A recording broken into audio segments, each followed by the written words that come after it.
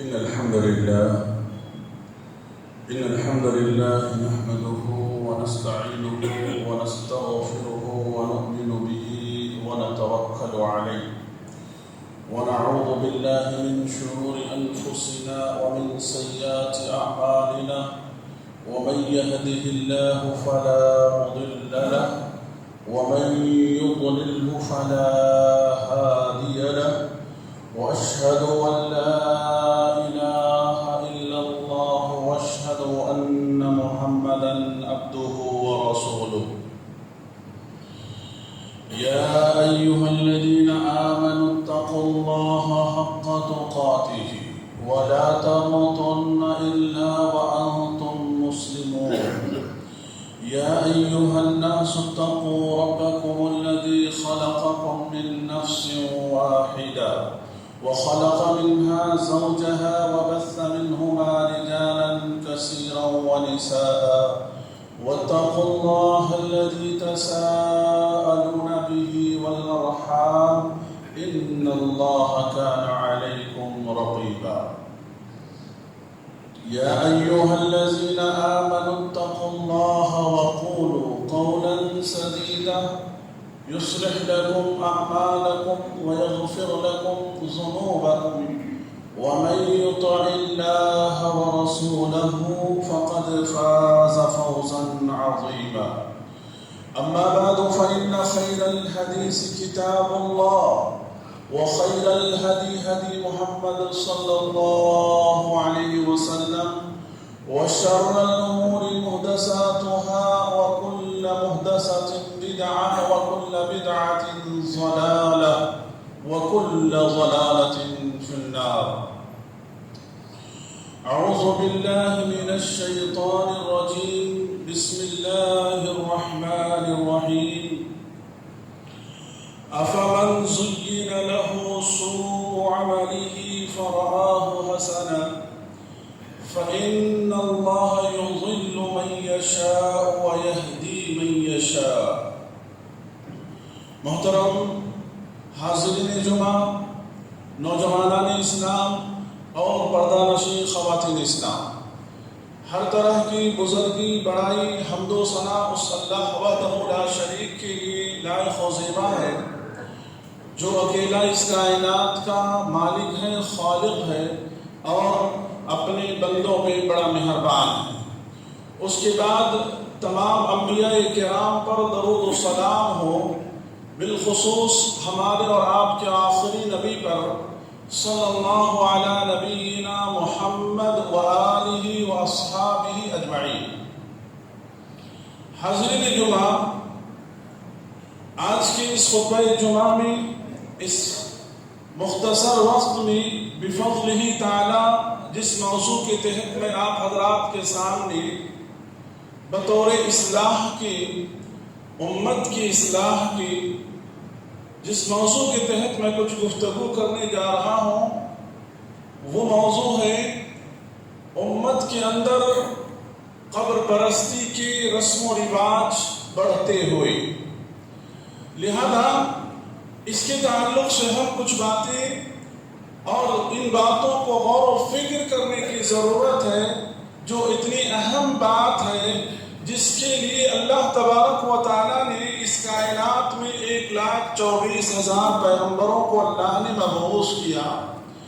اللہ نے آسمان سے کتابیں نازل فرمائی اور اللہ تبارک و تعالیٰ اس کائنات میں اپنے بڑے بڑے مجتہدین اور اپنے بڑے بڑے نیک بندوں کو، بڑے بڑے علماء کرام کو اللہ تبارک و تعالیٰ پیدا فرماتے رہے۔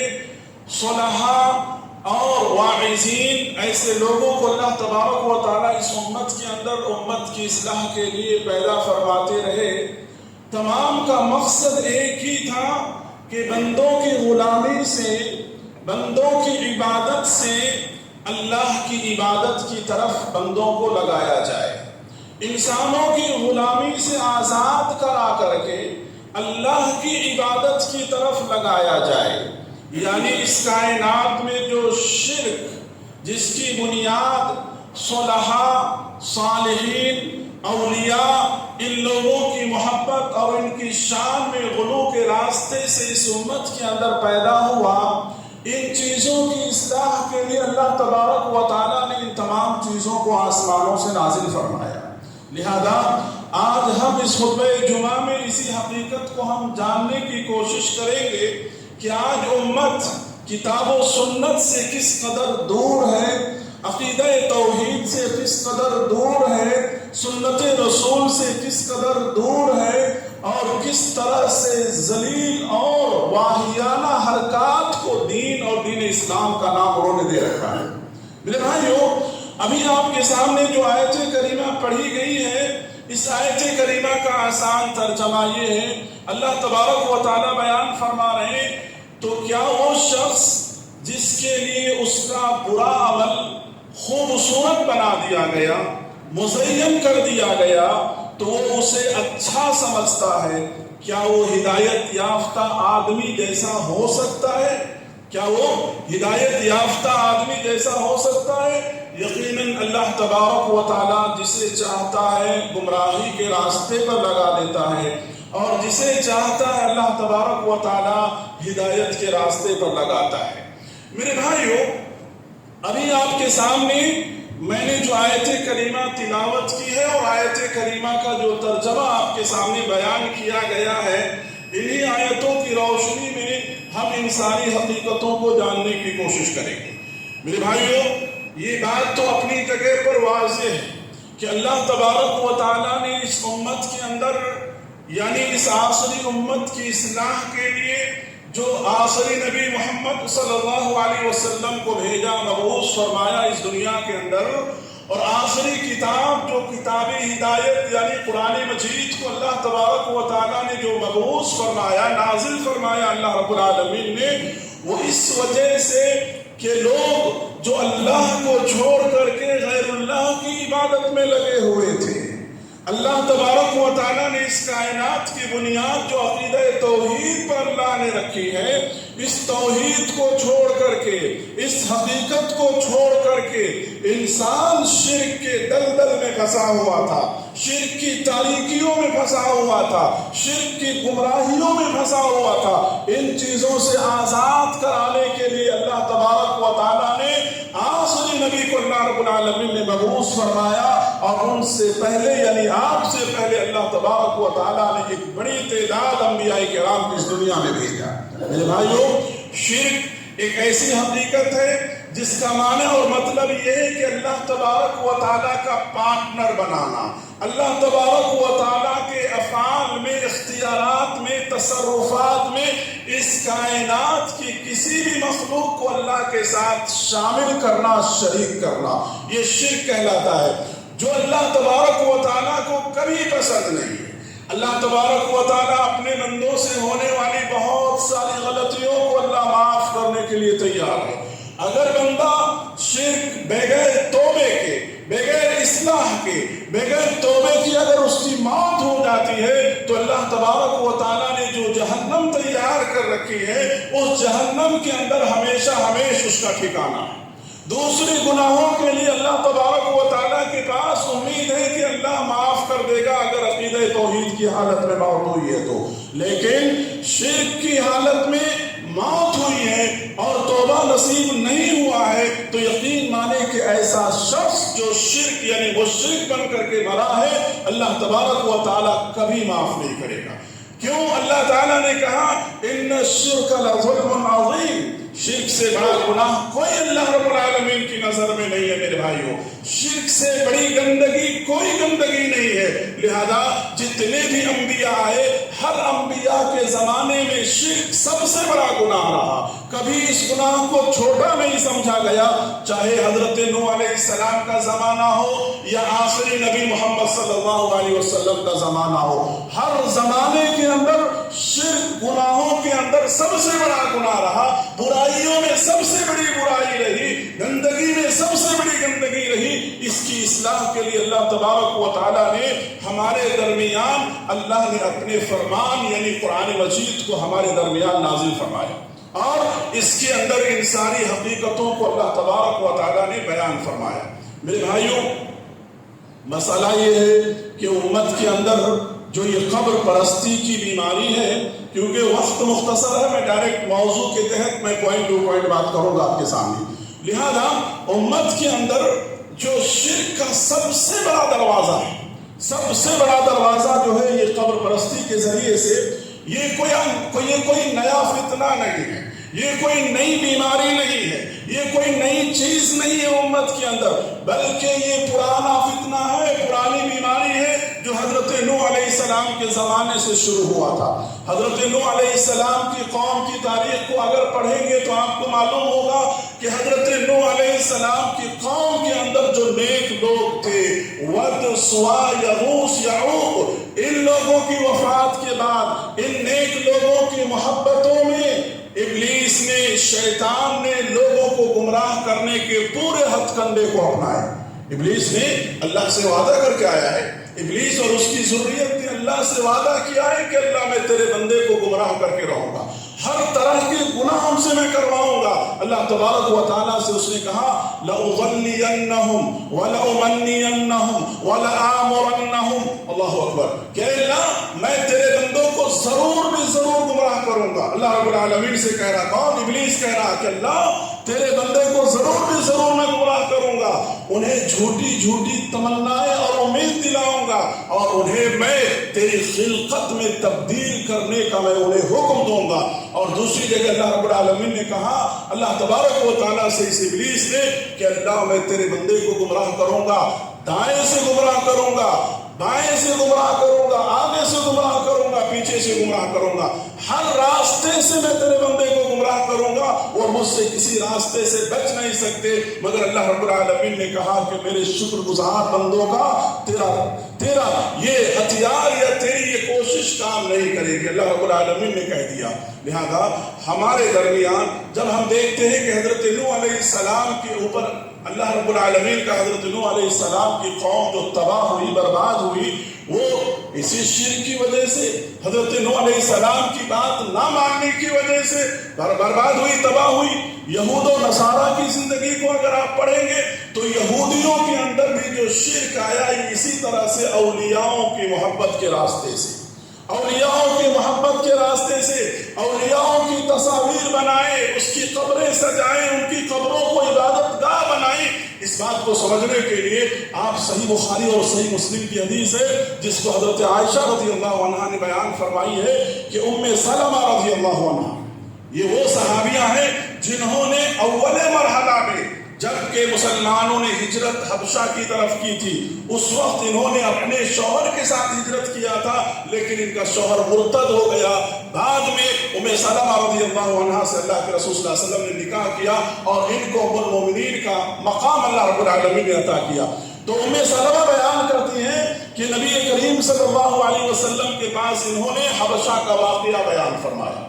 کہا کہ ہم حبشہ میں جب تھے تو ہم نے حبشہ میں دیکھا کنیسہ کس کو کہتے ہیں؟ کنیسہ نصارہ کے، کرسچن کے عبادت خانے کو کنیسہ کہا جاتا ہے، چرچ کہا جاتا ہے. تو ہم نے کنیسہ میں دیکھا کہ لوگوں نے اپنے نیک لوگوں کی تصاویر بڑے خوبصورت انداز میں سجا کر کے رکھے ہوئے ہیں، ان کی قبریں بنا کر کے رکھی ہوئی ہیں اور ان کو عبادت گاہ بنا لیا ہے. اللہ کے رسول صلی اللہ علیہ وسلم نے کہا کہ یہود و نصارہ جب کبھی ان کے اندر نیک لوگ مر جاتے، وفات پا جاتے، تو وفات پانے کے بعد ان کی قبروں کو یہ لوگ مسجد بنا لیتے، عبادت گاہ بنا لیتے. دیکھیے بھائی، یہاں پر ایک بات غور طلب بات یہ ہے کہ یہود و نصارہ کی عبادت گاہ کو مسجد نہیں کہا جاتا، لیکن مسجد یہاں کیوں کہا گیا؟ مسجد اس لیے کہا گیا کہ مسجد کے اندر جو کام کیے جاتے ہیں وہ سارے کام وہاں پر کیے جاتے ہیں. اللہ کے لیے قیام ہے، اللہ کے لیے دعا کرنا ہے، اللہ کے لیے رکوع ہے، اللہ کے لیے سجدہ ہے، یہ ساری چیزیں کہاں؟ مسجد کے اندر ہوتی ہیں. اس مناسبت سے کہا گیا کہ وہاں پر رکوع ہوتا ہے، قیام ہوتا ہے، سجدہ ہوتا ہے، دعائیں ہوتی ہیں، ماتھے ٹیکے جاتے ہیں، سجدے کیے جاتے ہیں، سارے امور انجام دیے جاتے ہیں. اس مناسبت سے مسجد کہا گیا. میرے بھائیو، اللہ کے رسول صلی اللہ علیہ وسلم نے اپنی امت کو بار بار اس قبر پرستی اور ان اولیاء پرستیوں سے اللہ کے رسول صلی اللہ علیہ وسلم نے آگاہ کیا. اللہ کے رسول صلی اللہ علیہ وسلم نے آگاہ کیا. لہذا آپ کے سامنے میں چند ایک واقعہ بیان کرتا ہوں. اللہ کے رسول صلی اللہ علیہ وسلم نے اپنے لیے صحابہ کرام کو کھڑا ہونا، اس کو بھی اللہ کے رسول صلی اللہ علیہ وسلم نے گوارا نہیں کیا. جب آپ کے احترام میں صحابہ کھڑے ہوئے آپ نے منع کیا. آپ صلی اللہ علیہ وسلم نے کھڑے ہونے سے بھی صحابہ کو منع کیا کہ کہیں یہ چیز غلط چیزوں کی طرف نہ چلا جائے. آپ کو معلوم ہونی چاہیے حضرت عمر بن خطاب رضی اللہ عنہ کے زمانے میں حضرت عمر بن خطاب رضی اللہ عنہ نے وہ بیت جہاں بیت رضوان ہوا تھا، صلح حدیبیہ، جہاں بیٹھ کر کے صحابہ نے جس درخت کے نیچے بیٹھ لیا تھا، آپ کو معلوم ہے کہ حضرت عمر بن خطاب نے اس درخت کو بھی کٹوا دیا تھا. کیوں؟ امت کے اندر کہیں اس راستے سے شرک داخل نہ ہو جائے، امت کہیں گمراہی کی طرف نہ چلا جائے. اس قدر وہ لوگ قدم پھونک پھونک کر کے رکھا کرتے تھے کیونکہ لوگ شرک سے توحید کی طرف آئے ہوئے تھے. آپ کو معلوم ہونی چاہیے کہ حضرت عمر کا جب دور آیا خلافت کا تو حضرت عمر بن خطاب رضی اللہ عنہ صحابہ کرام کو مدینے سے باہر نہیں نکلنے دیتے تھے. صحابہ کے اوپر پابندی لگائے ہوئے تھے سوائے کسی کام کے یا کسی ضرورت کے باہر جانا اور پھر آ جانا. کیوں؟ ان کو اس بات کا خطرہ تھا کہ یہ اللہ کے رسول کے صحابہ ہیں. عام لوگ جو صحابی نہیں ہیں اگر یہ مختلف علاقوں میں جائیں گے، مختلف جگہوں پر یہ جب جائیں گے تو لوگ ان کی محبتوں میں غلو کر جائیں گے. کیوں بھائی اللہ کے رسول کے صحابی ہیں. اس وجہ سے حضرت عمر بن خطاب کی یہ دور اندیشی کہ صحابہ کرام کو مدینے سے باہر بلا ضرورت نہیں نکلنے دیا کرتے تھے. میرے بھائیو، اسلام نے اپنے ماننے والوں کو شرک کے تمام راستے، تمام چیزوں سے، شرک سے شریعت اسلامیہ نے بند کرنے اور اس سے روکنے کی پوری کوشش کی. میرے بھائیو، آپ کو معلوم ہونی چاہیے کہ اللہ کے رسول صلی اللہ علیہ وسلم نے امت کو اس بات سے بھی آگاہ کیا کہ قبرستان جانے کے آپ نے آداب سکھلائے. اللہ کے رسول صلی اللہ علیہ وسلم قبر پر بیٹھنے سے اللہ کے رسول صلی اللہ علیہ وسلم نے منع فرمایا. اللہ کے رسول صلی اللہ علیہ وسلم نے قبر کے سامنے نماز پڑھنے سے اللہ کے رسول صلی اللہ علیہ وسلم نے منع فرمایا. آپ صلی اللہ علیہ وسلم نے کہا کہ میری امت کے لیے پوری دنیا یعنی پوری زمین کو اللہ نے پاک کر دیا ہے. جہاں چاہے نماز پڑھ سکتے ہیں لیکن دو مقامات پہ نماز نہیں پڑھ سکتے.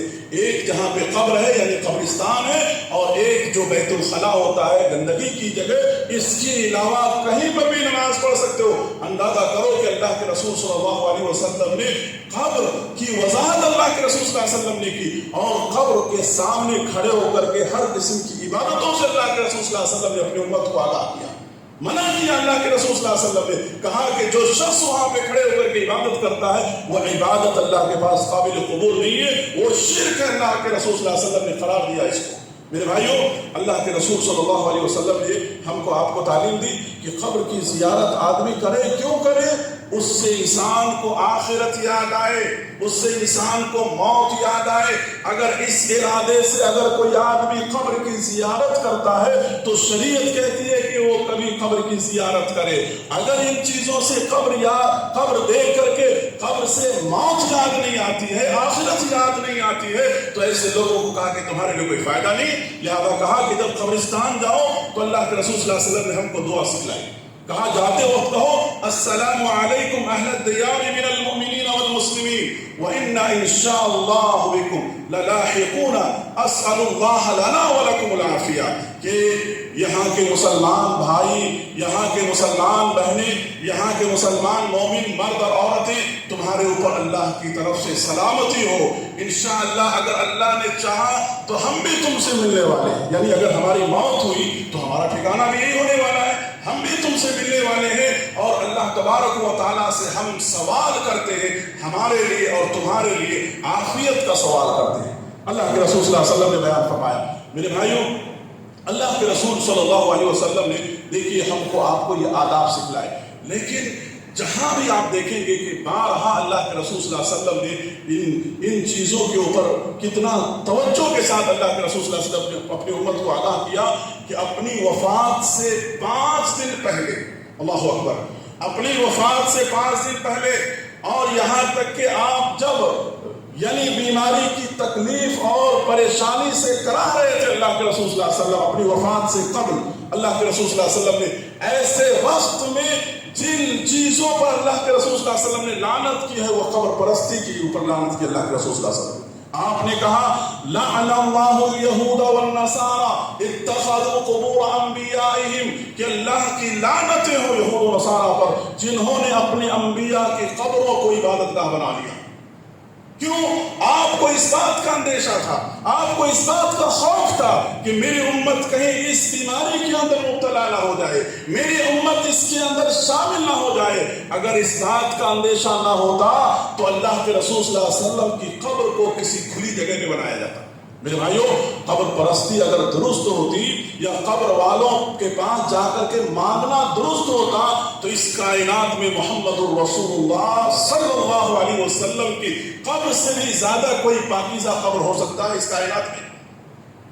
اگر اس بات کی اجازت ہوتی تو سعودی حکومت نبی کی قبر کو سونے کی اینٹوں سے بنا دیتے۔ اللہ نے اتنا خزانہ ان کو دیا ہے میرے بھائیوں، لیکن اس چیز اور اس تکلیف اور اس پریشانی کی وجہ سے اللہ کے رسول صلی اللہ علیہ وسلم نے اپنی امت کو آخری وقت تک، آخری لمحات تک آپ نے یہود و نصارہ پر لعنت بھیج کر کے آپ نے یہ پیغام دیا کہ لوگوں، میں بھی دنیا چھوڑ کر جانے والا ہوں، میں بھی دنیا چھوڑ کر جانے والا ہوں، لہذا تم میں سے کوئی خبردار میری خبر کے ساتھ ایسا معاملہ نہیں کرنا، خبردار میری خبر کے ساتھ ایسا کھلواڑ نہیں کرنا۔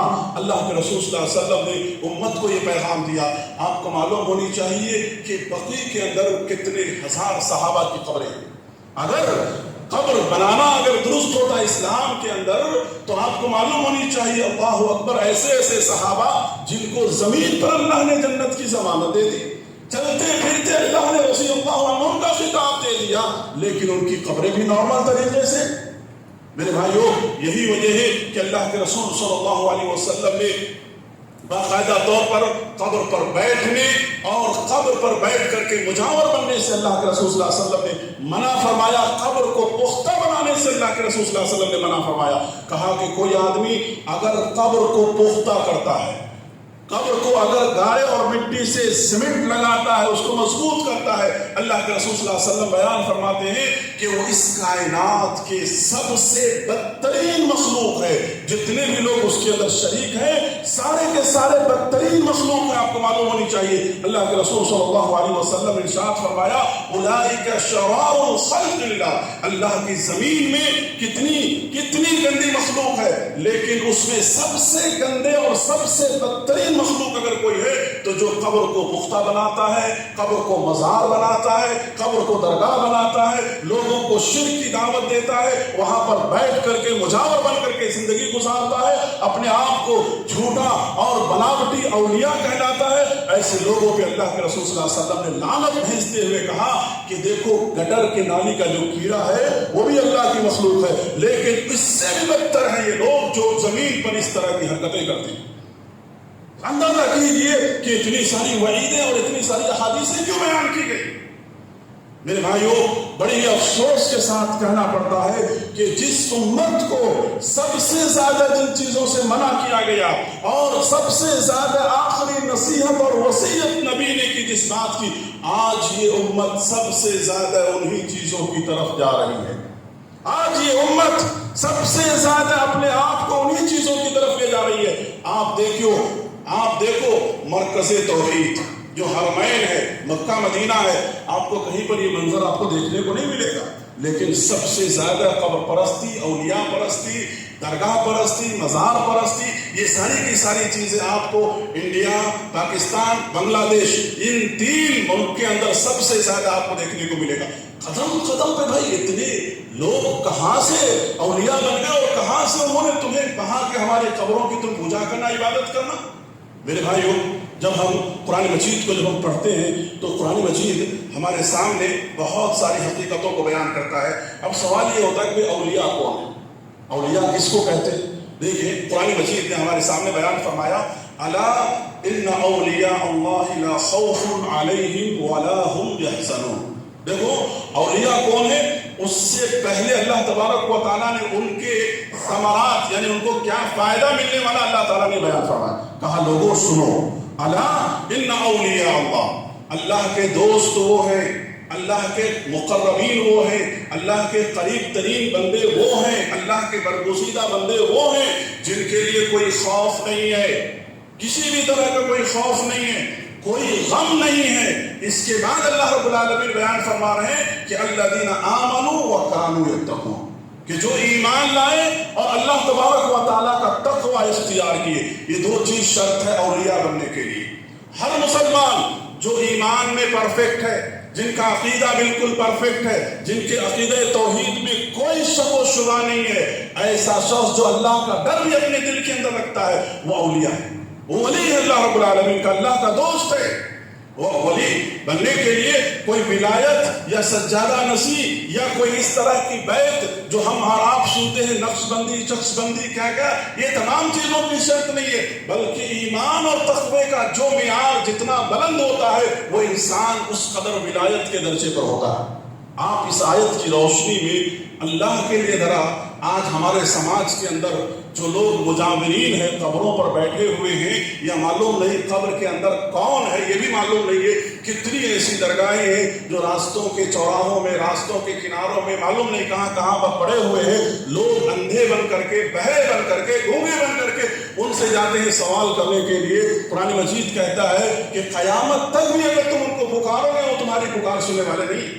قرآن مجید نے کہا انک لا تسمع الموت ولا تسمع الصم الدعاء.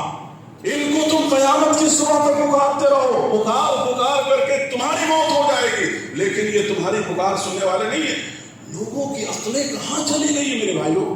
لوگ کیوں نہیں سمجھتے ہیں؟ اس طرح کی شہوت پرستی اور خواہش پرستی کے پیچھے دوڑ رہے.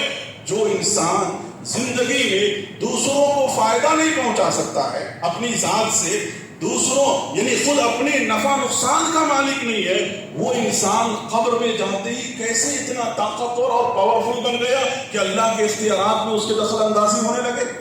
جو انسان کسی بیماری کی وجہ سے مرا، اپنی بیماری سے اپنے آپ کو ٹھیک نہیں کر سکا، جو انسان مرا اپنے پیچھے رونے والوں کو چپ نہیں کرا سکا، اپنے بیوی بچوں کو، جو اپنا کپڑا نہیں اتار سکتا ہے، لوگوں نے کپڑے پھاڑے، اتارے، اسے غسل دیے اور لوگوں نے اسے اپنے کندھوں پر اٹھا کر کے اسے زمین کے حوالے کیا، قبر کے حوالے کیا، اور قبر میں جاتے ہی وہ اتنا پاورفل بن گئے، اتنی طاقتیں آ گئی کہ جو لوگ بھی وہاں پر جاتے ہیں سب کی مرادیں پوری کر دیتے ہیں، سب کی مرادیں پوری ہو جاتی ہیں.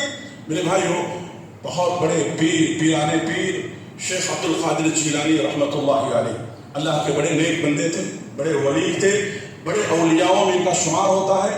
جو لوگ ان کی پیروی کرتے ہیں یا ان کی طرف غلط تعلیمات اور غلط باتیں منسوخ کرتے ہیں، معلوم ہے ان کے بارے میں حقیقت وہ جانتے ہی نہیں، حقیقت جانتے نہیں. ان کی بڑی کتابیں ہیں، 5 کتابیں انہوں نے اپنی زندگی میں لکھی، جس کے اندر ایک کتاب ہے ان کی غنیۃ الطالبین، پڑھو اٹھا کر کے کبھی، غنیۃ الطالبین. اس کتاب کے اندر شیخ عبد القادر جیلانی رحمۃ اللہ علیہ نے جو سب سے پہلا پیغام دیا ہے لوگوں کو، کیا دیا ہے؟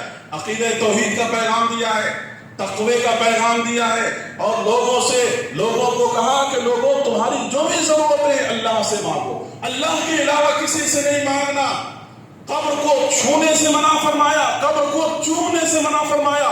جس اللہ کے ولی نے اتنی بڑی اور پیاری تعلیمات، جو پیغام کے اللہ کے رسول اور پیغمبروں نے دیا، آج ان کی شخصیت کو کیسے بدنام کیا جاتا ہے اور ان کو کیسے محی الدین شیخ کے نام سے ان کو پکارا جاتا ہے.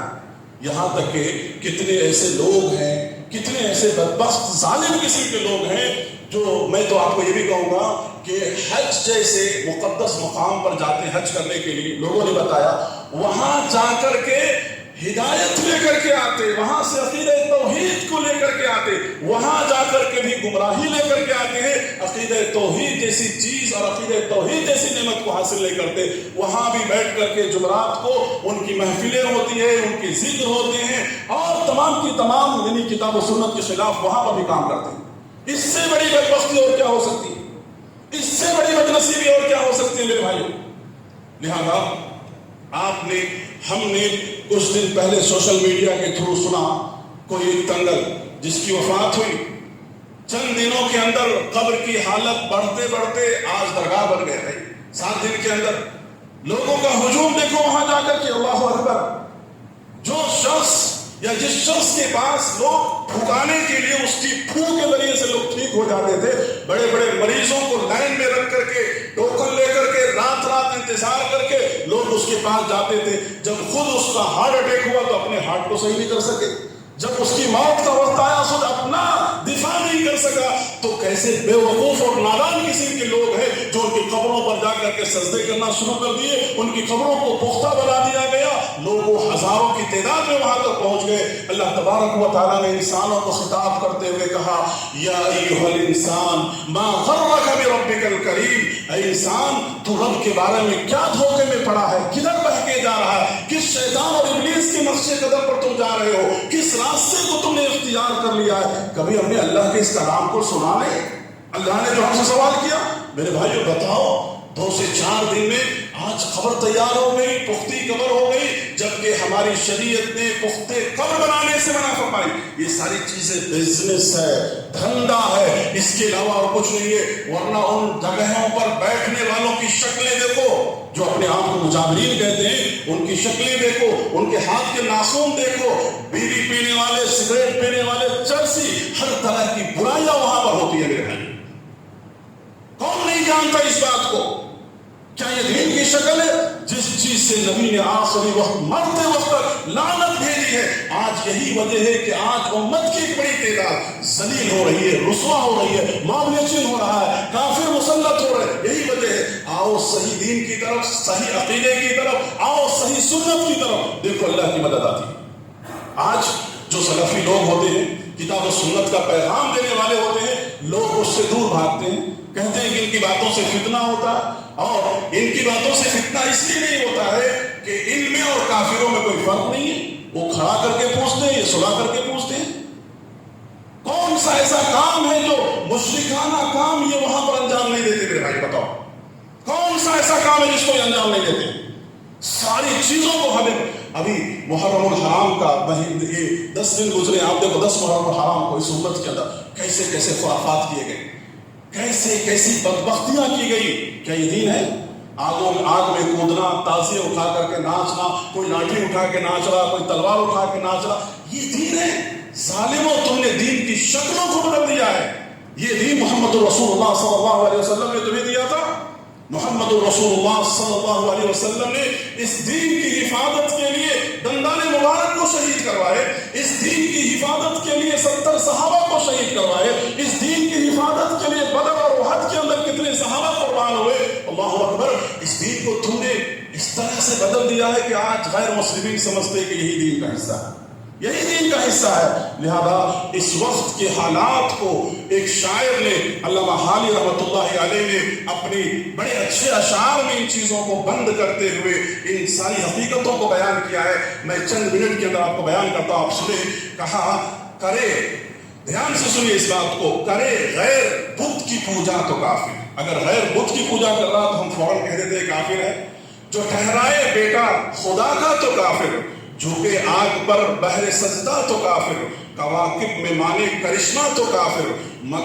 مگر مومنوں پر کشادہ ہے راہیں, مومنوں پر راہیں راستے بہت کشادہ ہے, مگر مومنوں پر کشادہ ہے راہیں. پرستش کرے شوق سے جس کی چاہے. مسلمان کسی کی بھی عبادت کر لے, کوئی اس کے اوپر فرق آنے والا نہیں, ایسا سوچ لیا مسلمانوں نے.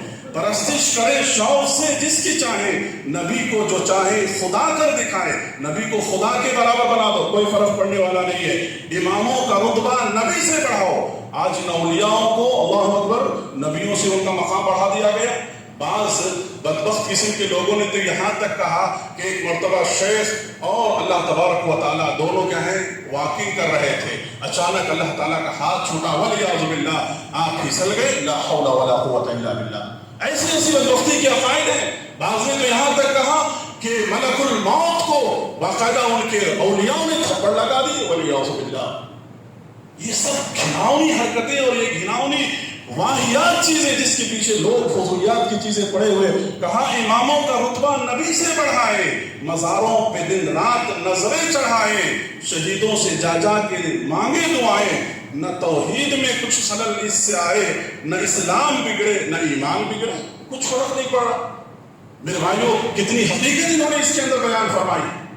تو لہذا آج ضرورت اس بات کی ہے کہ آج لوگ سمجھداری کے ساتھ کتاب و سنت کی طرف آنے کی کوشش کریں، اور یہ جو سب دیکھ رہے ہیں آپ، یہ دنیا کے ملا، یہ دنیا پرست، یہ درگاہ، یہ قبر، یہ ساری کی ساری چیزیں کیا ہے؟ انسانوں کو ضلالت اور گمراہی کے علاوہ اور کچھ نہیں اس کا ہونے والا ہے۔ اللہ سے ہم دعا کرتے ہیں کہ رب العالمین یہ مختصر وقت میں نے آپ کے سامنے بس اصلاح کے طور پر کسی کے دل کو اللہ بہتر جانتا ہے دکھ پہنچانے کے لیے نہیں، بلکہ آپ کو ایک عظیم گناہ سے، خطرناک گناہ سے بچانے کے لیے ہم نے آپ کے سامنے اس پیغام کو رکھا ہے، دوسرا اور کوئی مقصد نہیں ہے۔ لہذا اللہ رب العالمین سے ہم دعا کرتے ہیں کہ اللہ تعالیٰ امت کو صحیح سمجھ دے، صحیح فہم دے، قبر پرستی اور یہ مزار پرستی، اولیاء پرستی، ایسی شیطانی طریقوں سے اللہ رب العالمین امت کی حفاظت فرما، اور نبی نے جو پیغام اور جو صحیح دین دیا ہے اس دین کی پیروی کرنے کے اللہ رب العالمین توفیق نصیب فرما، آمین۔ اقول قولی ھذا استغفر اللہ لی ولکم ولسائر المسلمین۔ الحمد للہ رب العالمین والصلاة والسلام علی رسولہ الکریم، اما بعد۔ میرے بھائیوں، میرا وقت بھی مکمل ہوا، میں انہی ساری باتوں پر آخری بات کہہ کے اپنی بات کو میں ختم کرتا ہوں۔ دنیا کے اندر جیسے کہ آپ کے سامنے بیان کیا کہ جو لوگ شرک کو ہوا دیتے ہیں اور شرک پر مرتے ہیں، ایسے لوگوں کے لیے نہ تو آدمی دعا کر سکتا ہے۔ اگر کوئی آدمی مشرک شرک کی حالت میں، قبر پرستی کی حالت میں مرتا ہے تو کہا گیا کہ ایسے لوگوں کے حق میں اللہ دعائے مغفرت قبول نہیں کرتا۔ میرے بھائیوں، اپنے رشتہ داروں سے کہو، اپنے بھائیوں سے، اپنی بہنوں سے جو لوگ اس کام کے اندر ملوث ہے کہ اگر تم مرو گے تو تمہارے مرنے کے بعد ہم دعا نہیں کر سکتے، اللہ کے لیے توبہ کر لو۔ انہیں سمجھائیں، انہیں کہیں اللہ کے لیے میرے باپ، میرے بھائی، میری بہن، میری فلاں، ہم تمہارے لیے تمہارے مرنے کے بعد دعا نہیں کر سکتے، تمہارے حق میں ہم کچھ کام نہیں آ سکتے۔ جب اللہ نے نبی کو منع کر دیا تو عام انسان کتنا بھی استغفار کرے اس کے حق میں دعا قبول نہیں ہو سکتی ہے۔ آپ کو معلوم ہے جن جن چیزوں کی عبادت کی جاتی ہے دنیا کے اندر، کل قیامت کے دن اللہ تعالیٰ ان تمام کو جمع کرے گا۔ سورہ فرقان کو پڑھیں آپ، سورہ فرقان میں اللہ رب العالمین نے کہا یوم یحشرہم وما یعبدون من دون اللہ، چاہے حضرت عیسیٰ علیہ السلام کی عبادت کی جا رہی ہے، حضرت مریم کی پوجا کی جا رہی ہے، سورج چاند کی عبادت کی جا رہی ہے، اولیاءوں کی پوجا کی جا رہی ہے، یہ تمام کو اللہ رب العالمین جمع کرے گا۔ جو لوگ عبادت کرتے تھے ان تمام کو سامنے کھڑا کرے گا، اور اللہ تبارک و تعالیٰ کہے گا کہ کیا تم نے انہیں میرے ساتھ عبادت یعنی میرا شریک تم نے بنانے کا انہیں حکم دیا تھا؟ تم نے انہیں کہا تھا کہ عبادت کرنا ان لوگوں کو؟ اللہ تبارک و تعالیٰ سے وہ سارے کیا کہیں گے؟ قالوا سبحانک ما کان ینبغی لنا، پروردگارا ہم نے کبھی ان کو اس بات کا حکم نہیں دیا، پروردگارا ہم تیری مخلوق ہیں، ہم تیرے بندے ہیں، ہم ان تمام چیزوں سے تیری پاکی کو بیان کرتے ہیں، تیری ذات پاک ہے ان تمام چیزوں سے پروردگارا۔ تو لہذا یہ بیکار کے جو خیالات اور امید لے کر کے دنیا کے اندر جنت کی ٹکٹ بٹ رہی ہے لے کر کے جو لوگ خوش نمائی کی زندگی گزار رہے ہیں، یہ سب بےہودگیت ہے میرے بھائیوں، ابلیس کا ایک چال ہے جو بدعمالیوں کو لوگوں کے درمیان مزین کر دیا گیا ہے۔ لہذا ان چیزوں سے خود بھی بچائیں، اپنے آپ کو بچائیں، اور ان لوگوں کے یعنی بدبختانہ اعمال سے اپنے آپ کو بچانے کی کوشش کریں، جہاں قدم قدم پر بدعقیدگیوں کو ہوا دیا جا رہا ہے، پھیلایا جا رہا ہے۔ اپنے نوجوان بچے بچیوں ان کے تعلق سے فکر مند ہو۔ آج مسجدوں میں عورتوں کو آنے نہیں دیا جاتا ہے دین کی بات سننے کے لیے، کیوں؟ فتنہ ہوگا، جہاں اللہ کے رسول نے حکم دیا آنے کا۔ لیکن آج درگاہوں میں، عرس میں، ان محفلوں میں عورتیں جاتی ہیں تو وہاں پہ کوئی بے پردگی نہیں ہوتی ہے اور کوئی فتنہ نہیں ہوتا، ایسا ان کا سوچ ہے۔ لہٰذا اللہ تعالیٰ خیر بہتر سمجھ عطا فرمائے۔ میرے بھائیوں، آخر میں ایک دو بات کہہ کر کے سب سے پہلی بات یہ ہے کہ ہمارے مسجد کے لیے جس طرح سے آپ تعاون کرتے ہوئے آئے ہیں، ہر جمعہ آج بھی تعاون کرتے ہوئے جائیں۔ اللہ تعالیٰ آپ کے دیے مال کو قبول فرمائے، بقیہ مال میں اللہ خیر و برکات عطا فرمائے۔ اور ساتھ ہی مدرسے کا کام اوپر چل رہا ہے، آپ میں سے جو حضرات بھی تعاون پیش کرنا چاہتے ہیں ذمہ داروں سے مل کر کے اپنا تعاون پہنچائیں۔ اللہ آپ کے دیے مال کو قبول فرمائے، بقیہ مال میں خیر و برکات عطا فرمائے۔ دوسری بات یہ ہے کہ کچھ لوگ بیمار ہیں، ایک خاتون ICU میں ہے، ان تمام کے حق میں دعا کرے اللہ انہیں صحت عاجلہ کاملہ اللہ رب العالمین نصیب فرمائے۔ اور اسی طرح سے جو لوگ گزر چکے ہیں، آج بھی شخص کی وفات ہو گئی ہے، اللہ سے دعا کرے اللہ ان تمام کی مغفرت فرمائے، آمین۔ إن الله وملائكته يصلون على النبي اللهم صل على محمد وعلى آل محمد كما صليت على آل إبراهيم وعلى آل إبراهيم إنك حميد مجيد اللهم بارك على آل محمد كما باركت على آل إبراهيم وعلى آل إبراهيم إنك حميد مجيد عباد الله رحمني ورحمكم الله إن الله يأمركم بالعدل والإحسان وإيتاء ذي القربى وينهى عن الفحشاء والمنكر والبغي يعظكم لعلكم تذكرون اذكروا الله يذكركم ادعوه يستجب لكم ولذكر الله تعالى أعلى عز وجل وأهم وأكبر